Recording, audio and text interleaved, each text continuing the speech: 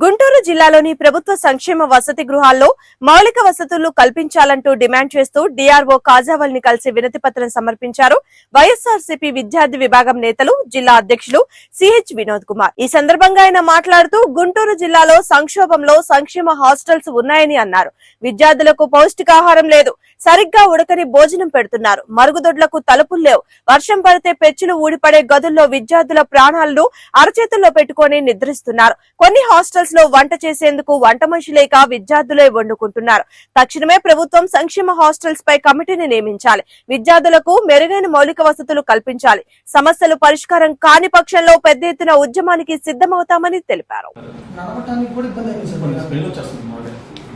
చిన్న కొంచెం కాదు, టూ మచ్ గా అసలు పెనాయిల్ లేదు, బ్లీచింగ్ అనే వేయాలి కదా.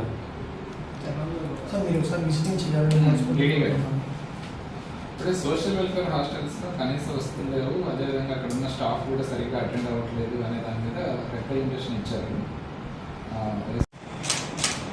స్టాఫ్ ఉన్నారు కానీ ఇది సైన్స్ పెట్టి వెళ్ళిపోతున్నా ఇదంతా మోడల్స్ అయితే మాట్లాడతాం. మెయిన్లీ వాటర్ పిల్లలు వాళ్ళ సంఘటనలు పెట్టించుకొని వాళ్ళ ప్రాబ్లం తెలుసుకొని చెప్తాను సార్. జనవరి నుంచి కాస్మోటిక్స్ ఒక్కరు కూడా పడతారు సార్. ప్రతి ఒక్కరు చెప్తున్నారు.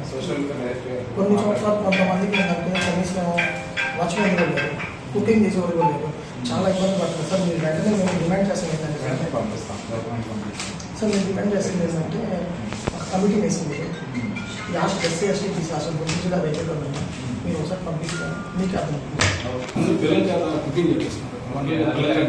మీకు ఉన్నాయి సార్. వాళ్ళే అడుగుతున్నారు. డాక్టర్స్ స్కానర్ చేసి వాటర్